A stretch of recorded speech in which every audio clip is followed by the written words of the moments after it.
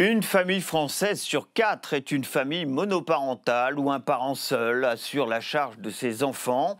Parmi eux, très majoritairement des femmes, des mamans solo. Et c'est donc le quotidien de certaines d'entre elles teinté de solitude et souvent fait de précarité que vient de nous faire découvrir à l'instant ce documentaire exclusif réalisé par Réjeanne Varrod. De quoi s'interroger plus au-delà sur les conditions de vie de ceux et surtout de celles qui doivent aujourd'hui assurer seuls l'avenir de leurs enfants. C'est ce que nous allons faire maintenant avec nos invités présents aujourd'hui sur ce plateau de Débat-Doc. Agnès Canaillé, bienvenue à vous. Vous êtes ancienne ministre déléguée chargée de la famille et de la petite enfance au sein du gouvernement de Michel Barnier, après avoir été pendant 10 ans sénatrice UMP, puis apparentée LR de la Seine-Maritime. Johanna Luyssen est également avec nous. Bienvenue à vous. Vous êtes journaliste, chef adjointe du service société du quotidien Libération. Votre dernier livre s'intitule Mère solo, le combat invisible, publié aux éditions Payot. Vous avez 2 enfants, une petite fille tout d'abord que vous avez décidé d'avoir seule, et puis un petit garçon âgé aujourd'hui de 2 mois qui est lui né avec votre compagnon. On va y revenir évidemment dans un instant, avec François de Singly également. Bienvenue à vous. Vous êtes sociologue, professeur émérite à l'université Paris-Cité et spécialiste en sociologie de la famille et du couple, de l'éducation, de l'enfance et de l'adolescence, ainsi que des rapports de genre. Vous êtes l'auteur de Sociologie des familles contemporaines, disponible aux éditions Armand Collin. Je me tourne tout de suite vers vous pour commencer, puisque le nombre de familles monoparentales en France a doublé depuis 1990, passant de 12 à 25% des familles. Autrement dit, je l'ai dit en présentation de cette émission, un quart des familles françaises aujourd'hui sont des familles monoparentales. Comment en est-on arrivé là? C'est relativement simple. Le divorce était interdit en France quasiment de manière assez sévère, on va dire, en tout cas pas par consentement mutuel, alors qu'il avait été autorisé au moment de la Révolution française. Mais très vite, les conservateurs le suppriment au 19e. Ils ne le rétablissent pas, contrairement à ce qu'on lit des fois. Et donc, il faut attendre Giscard d'Estaing pour qu'en 1975, il y ait donc cette loi sur le divorce. Donc, cette fameuse réforme du divorce de Valéry Giscard d'Estaing, qui, j'allais dire, va donc rendre possible quelque chose qui était déjà très souterrain dans les vies des gens, c'est que amour et durée sont 2 choses qui ne sont pas nécessairement compatibles, et donc on va voir se développer des séparations, des divorces, donc la courbe monte, j'allais dire, entre guillemets, presque normalement, hein, sur le fond. Mais quand on compare, notamment les chiffres, il faut toujours au moins pas prendre ceux d'avant 70, parce qu'on se dit, mais là, il y a eu une tourmente et tout. Oui, il y a eu même une loi qui l'a autorisé. Donc, il ne faut pas oublier, parce que c'est une grande réforme de rendre possible. Elle a des effets, on est là pour en discuter, qui ne sont pas nécessairement que positifs, mais c'est une réforme du point de vue de l'existence au moins des adultes en termes d'individualisation, pouvoir dire oui à un moment donné, si on est dans le cadre du mariage, et pouvoir dire non ensuite, c'est quand même quelque chose d'important. 85% des familles monoparentales sont constituées d'une mère célibataire.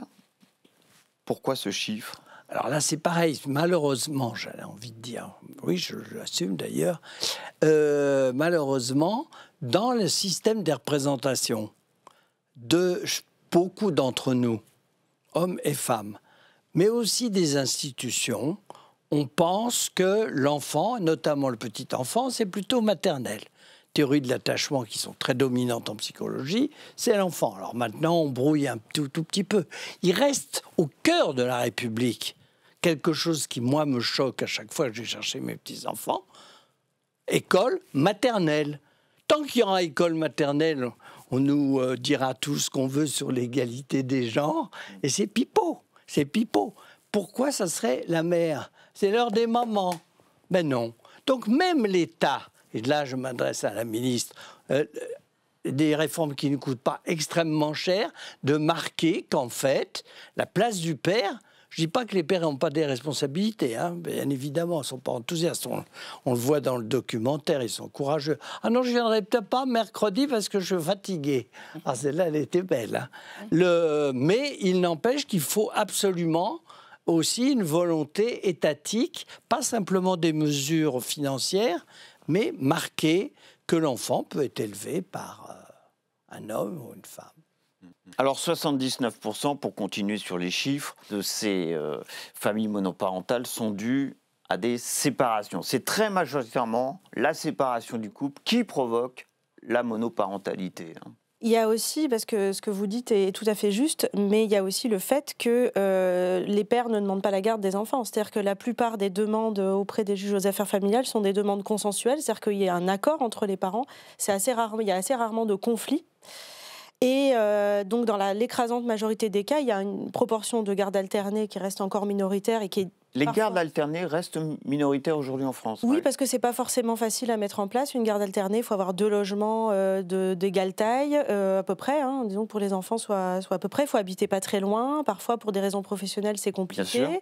Parfois, un des parents est obligé d'aller travailler ailleurs. Enfin, c'est pas forcément le plus simple. Et on voit que les gardes alternées, c'est plutôt des foyers un peu plus aisés qui ont accès à la garde alternée ou qui la demandent. Mais effectivement, les demandes sont consensuelles et la très grande majorité des pères séparés ne demandent pas la garde principale de leurs enfants. Donc le fait que plus de 80% des foyers les chefs de famille monoparentales sont des femmes hein, et sont des mères, c'est parce qu'il n'y a pas de demande paternelle. Vous avez vu ce documentaire, la situation de ces quelques femmes. Et puis encore un autre chiffre, hein, en 2019, il y avait 40% des pensions alimentaires qui n'étaient pas payées régulièrement à ces femmes. Aujourd'hui, c'est un des points sur lesquels on a progressé. Oui, effectivement. Alors, vous le dites justement, et le documentaire le fait ressortir, il y a 2 vulnérabilités dans les familles monoparentales, c'est la précarité et l'isolement. Oui. Et sur la précarité, comme grande majeure partie des familles monoparentales, c'est suite à des séparations, une des ressources, c'est le paiement des prestations familiales. Oui. Et la CAF a mis en place un dispositif, la Caisse des allocations familiales, qui permet de se substituer aux parents qui ne paient pas ces pensions alimentaires pour assurer le maintien des ressources pour le parent qui reste seul avec les enfants. Donc ça progresse parce que derrière il y a un travail aussi de médiation familiale qui est mis en place par la CAF pour faire en sorte de maintenir le lien entre les parents et faire en sorte que la relation qui perdure, qu'elle soit financière, mais même dans les relations entre les 2 parents, reste. Cette structure de recouvrement s'appelle l'Agence de recouvrement et d'intermédiation des pensions alimentaires. Elle date de janvier 2017, c'est relativement récent. Autrement dit, la prise en compte du phénomène auquel nous faisons référence aujourd'hui est assez récente. Oui, tout à fait. Il est récent, mais cela monte en puissance. Depuis que j'ai pris mes fonctions, j'ai déjà eu 2 rapports provenant à la fois de l'ancien gouvernement demandé par Gabriel Attal et rendu par Xavier Iacovelli, et puis un rapport de la délégation aux droits des femmes du Sénat avec Colombe Brossel et Béatrice Gosselin qui font des préconisations et qui montrent que ce sujet, c'est un sujet aujourd'hui de société et c'est un sujet qui commence à être pris en compte dans les politiques publiques. Il y a encore beaucoup de choses à faire. Solitude et précarité. C'est vrai que c'est le sentiment qui domine après avoir vu ce film, François de Singly. Oui. Vous êtes d'accord avec ça? Ce qui m'a frappé dans le film, c'est justement que la solitude, on le sait, elle a aussi on peut être en bout de ligne si on est pauvre, il n'y a plus de bus, il n'y a pas de probabilité de pouvoir ressortir, enfin, totalement impossible et tout. Moi, je pense qu'il y a un sentiment de solitude d'être trop plein en même temps. C'est-à-dire que moi, m'a frappé là, c'est, comme on dit, les charges mentales, mais pas simplement mentales, c'est-à-dire l'étouffement du temps. Là, je pense que c'est... excusez-moi, je veux dire, il n'y a pas que les ministres et les cabinets sont débordés. Ces femmes sont sans un temps pour soi, sur le fond. Alors, c'est aussi pour ça qu'il faut voir... Il y a toujours plusieurs évolutions en même temps. On est quand même dans un moment heureux où le féminisme remonte et tout. Et la revendication ancienne d'avoir un temps pour soi est plus forte que jamais. Et là, il y a une catégorie de femmes principalement dont c'est strictement impossible. Je veux dire, même si les hommes ne font pas grand-chose, là je vais faire un peu une petite plaisanterie, j'espère pas trop de mauvais goût, on voit que quand il n'est pas là, non, mais le simple fait quand même, ça libère un tout petit peu de temps, même s'il n'a pas fait la vaisselle, il est quand même là, donc là, à la moment on peut s'absenter une demi-heure et tout. Non, mais des petites choses. Et tout, là, quand on est tout seul, et donc c'est une solitude, mais une solitude pleine. Il y a parce que elles sont remarquables, ces femmes, parlent à leurs enfants de manière... pour moi, d'abord, le premier sentiment de solitude, c'est qu'il y a des gens qui ne parlent à personne de la journée, personne souvent âgée. Donc là, on est dans un degré de... Si elles travaillent, ils ont aussi parlé, etc. Donc c'est un sentiment assez particulier, plutôt enfin, moi, j'ai eu plutôt le sentiment, si le mot je regardais, c'était le sentiment d'écrasement. Rien pour soi. D'où l'intérêt d'ailleurs de ces groupes de parole qu'on a vu dans ce documentaire. Et là, on parle de la solitude, bien entendu. Peu de temps pour soi, pas assez de temps pour soi. Et il se trouve que lorsqu'on regarde un tout petit peu les chiffres dans le détail, moins on a d'argent, moins on a de temps pour soi. Et c'est cette fameuse précarité qui tire par le bas, réellement, ces femmes. C'est une spirale. Alors c'est vrai que la question du manque de temps, du manque de répit parental, parce que tous les parents ont besoin de répit, mais les mères solo, évidemment, encore plus que les autres. Et moi, je trouve aussi que ce qui ressort beaucoup, c'est l'idée de la course d'obstacles, quoi. Parce que moi, sur le terrain, quand j'ai enquêté pour écrire mon livre sur les mères solo... Peut-être dans votre situation personnelle, d'ailleurs, bien sûr. Absolument. Ouais. Le quotidien est quand même fait d'obstacles, c'est-à-dire aller travailler... C'est compliqué quand on est mère solo. Dans quelles conditions on travaille, à quels horaires on travaille, comment on fait garder les enfants quand le travail déborde, quelles sont les structures qui vont accueillir les enfants, comment on fait pour se loger. Ça, c'est une question cruciale parce qu'on n'est pas prioritaire pour les logements sociaux. On n'a pas, par exemple, systématiquement d'allocation pour le logement quand on est mère solo. Ça dépend des revenus. Donc ça, c'est cette question-là aussi. On a la question de la pension alimentaire avec effectivement un taux d'impayé qui est encore aujourd'hui de 30%. Donc parfois l'obstacle, c'est que tout simplement, on n'a pas d'argent pour faire les courses. On est dans une situation de privation. On ne sait pas comment, si les transports publics sont en panne, on ne sait pas comment on va récupérer les enfants parce qu'on n'a pas vraiment de filet de sécurité. On n'a pas de temps pour soi, on n'a généralement pas de chambre à soi, on dort dans le salon, bien souvent quand on est mère solo. Et on accumule un petit peu des choses qui font que la santé aussi des mères solo est plutôt défaillante, elles ne vont pas... Ça aussi, on l'a vu dans notre film. Absolument. On perd pied rapidement. On perd pied, au travail c'est compliqué parce qu'on évolue difficilement, parce qu'il y a très peu de... Voilà, on ne prend pas en considération les familles, encore moins les familles monoparentales dans les structures de travail, notamment privées. Voilà, donc c'est plutôt une accumulation comme ça de strates et de difficultés qui fait qu'il faut réformer le système dans son intégralité, en fait. Alors, je l'ai dit dans votre présentation, votre premier enfant, vous avez choisi de l'avoir toute seule. Oui. C'est un luxe d'avoir un enfant toute seule. Il faut en avoir les moyens, très clairement, après avoir vu ce documentaire. Ou alors, vous êtes un brin masochiste, mais après avoir vu ce film, on peut se poser la question. C'était une volonté très puissante qui a présidé à tout ça. Mais c'est vrai que c'était pas du tout simple. Je pense que quand j'ai fait un enfant seul, je ne me rendais pas compte des obstacles que j'allais rencontrer au quotidien dans l'exercice de ma solo-parentalité, très honnêtement. Ça ne m'a pas empêché de le faire et j'aurais pu continuer comme ça des années si la vie n'avait pas changé. Mais, et là, vous avez choisi de faire un second enfant, cette fois avec un compagnon. Évidemment, ça vous a changé la vie. Ça change tout. Ça change absolument tout, effectivement. Encore faut-il qu'on ait un compagnon qui soit présent et qui fasse des choses, ce qui n'est encore pas le cas de tous les couples. Mais oui, en tout cas, j'ai vu la différence et justement le manque de répit, les difficultés qui s'amoncellent et le fait que la société est faite pour les couples. Aussi, et donc d'un point de vue pour le logement, pour des tas de choses, il y a énormément de difficultés quand on est solo et que j'ai rencontrées.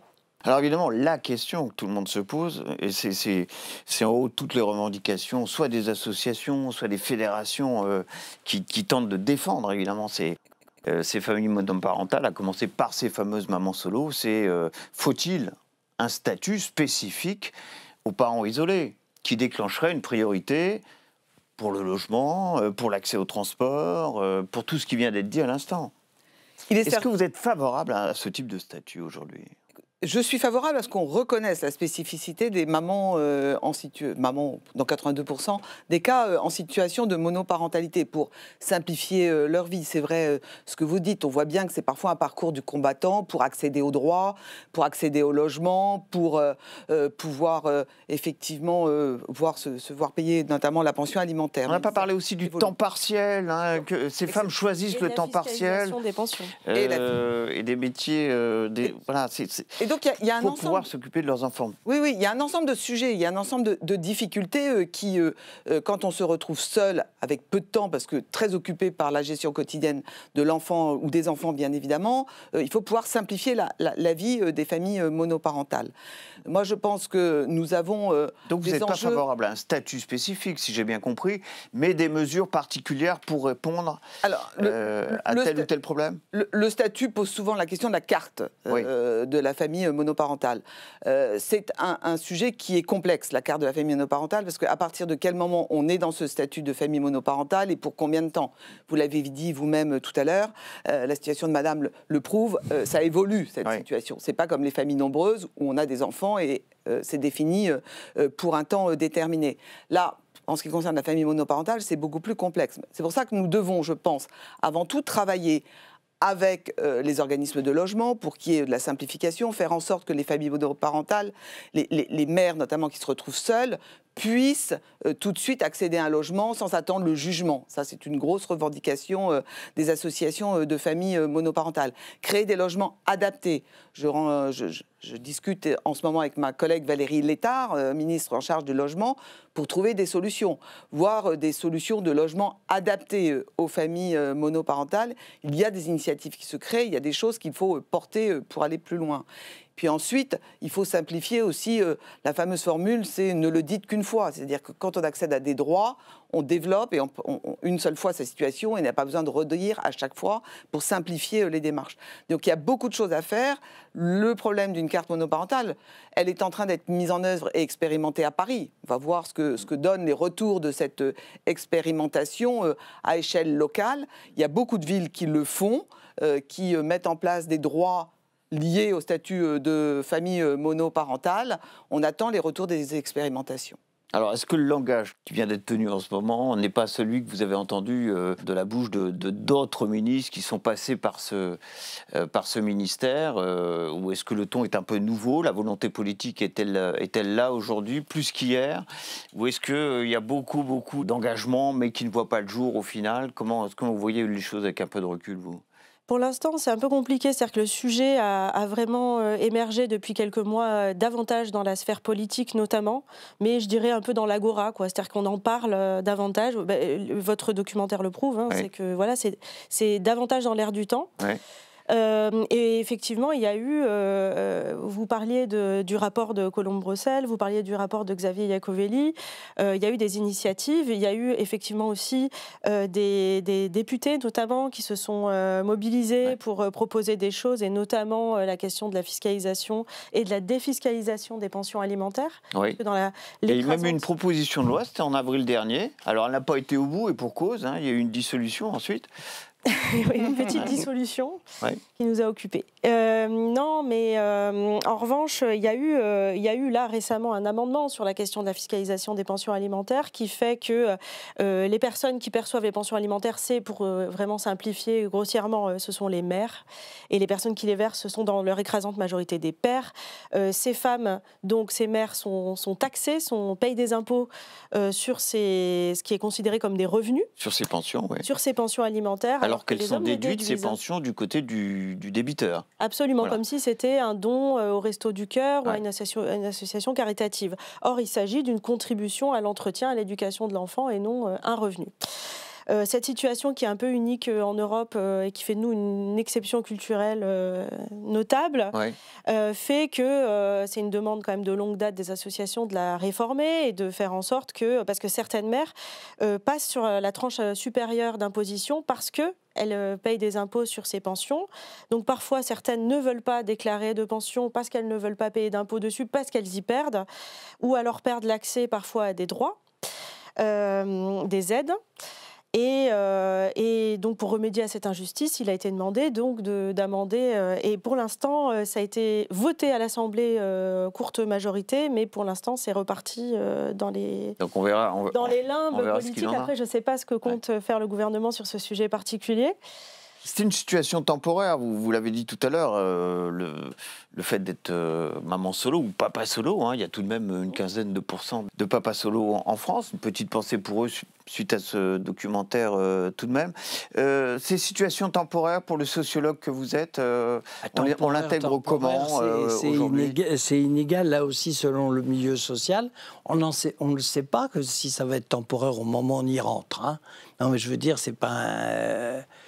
Et puis, je veux dire, l'objectif, me semble-t-il, du point de vue des femmes et des hommes, mais là, je me place... La plupart de mes travaux, je les ai faits du point de vue des femmes, mais bon. Oui. On le comprend. C'est pas nécessairement d'en sortir non plus, au sens... Elles sont pas non plus obligées de recommencer. Ça serait une mauvaise solution de dire, vous avez qu'à vous remettre en couple, et puis comme ça, nous, on est tranquille, on déchire votre carte. Donc, je veux dire, parce qu'une partie, c'est quand même très majoritairement des femmes qui demandent la séparation, elles le font pour des bonnes raisons, pas simplement des hommes qui les battent et tout, mais sur des raisons de non-reconnaissance, de non-participation, d'hommes... Non-implication à l'éducation des enfants. Qui se sont endormis, il faut dire, assez vite après la rencontre. Et donc, sur le fond, moi, le problème n'est pas d'abord le fait que ça soit une situation temporaire.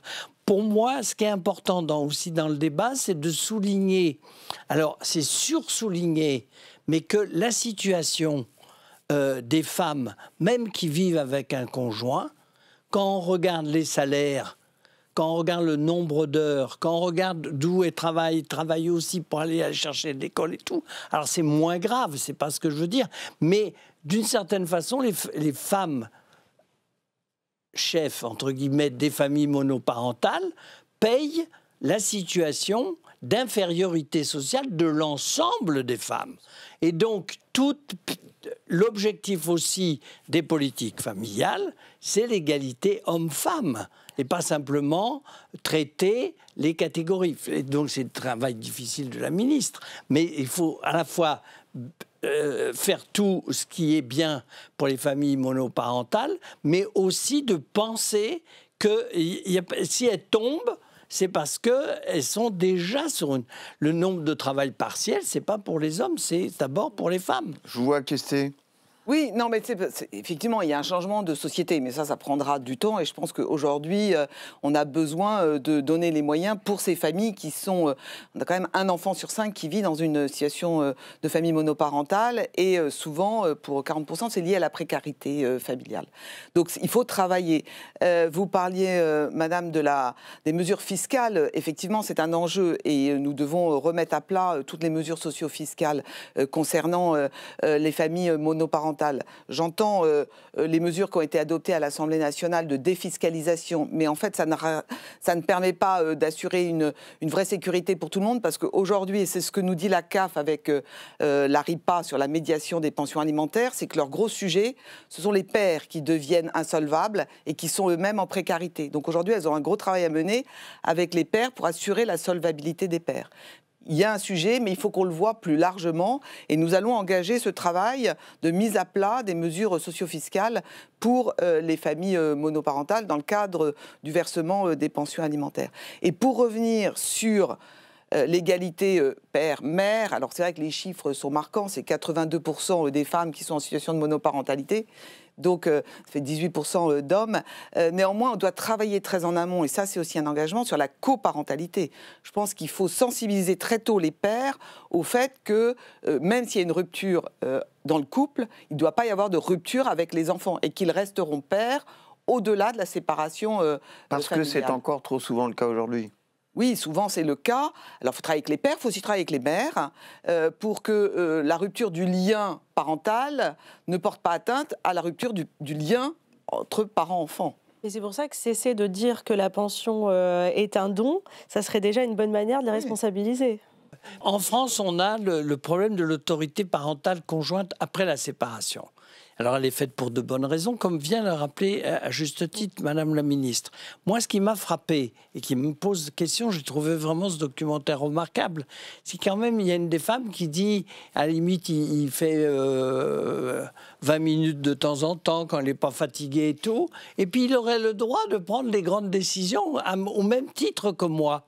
Et c'est quand même une vraie question aussi. Si on fait 80% du boulot, là, pas 80% des femmes chefs, mais 80%, 90%, 95% du travail, et que sur le fond, l'autorité parentale est officiellement, au moins pour les grandes décisions, égale, ça recrée une inégalité. Je n'ai pas de réponse, mais cette femme a trouvé ça quand même très injuste. Vous en avez une réponse sur ce sujet ?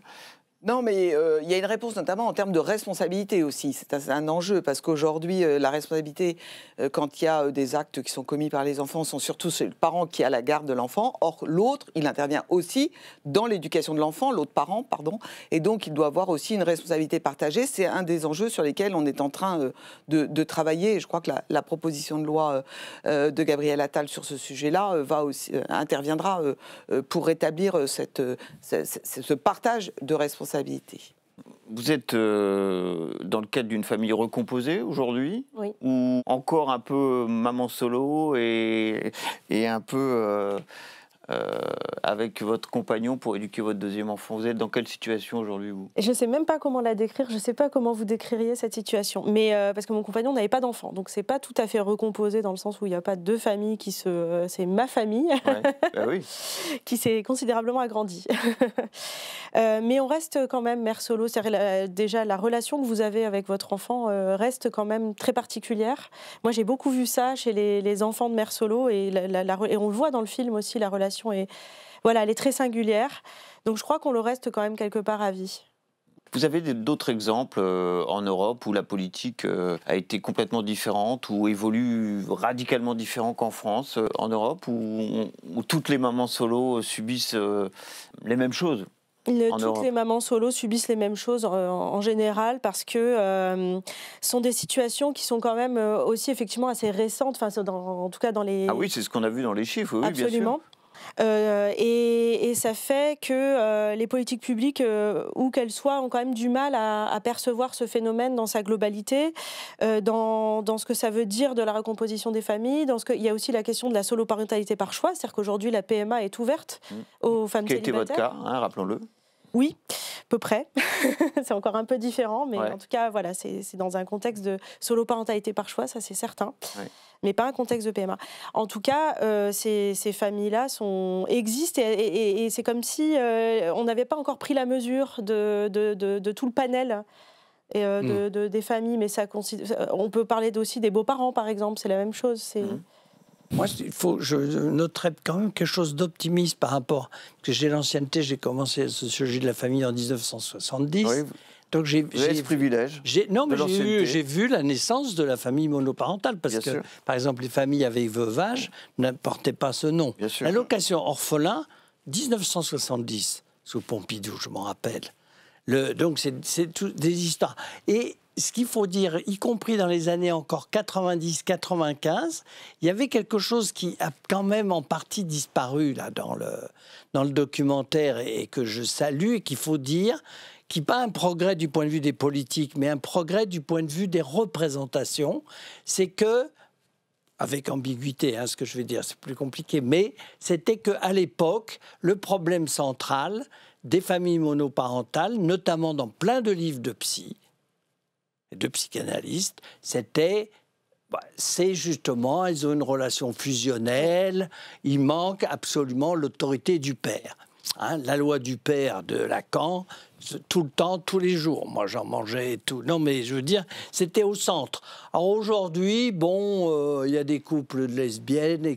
Non, mais je veux dire, il y a eu, heureusement, un peu de distance. Donc, la stigmatisation psychologique demeure, mais elle s'est légèrement desserrée par rapport aux années, y compris 90-95, qui a été le maximum. Et donc...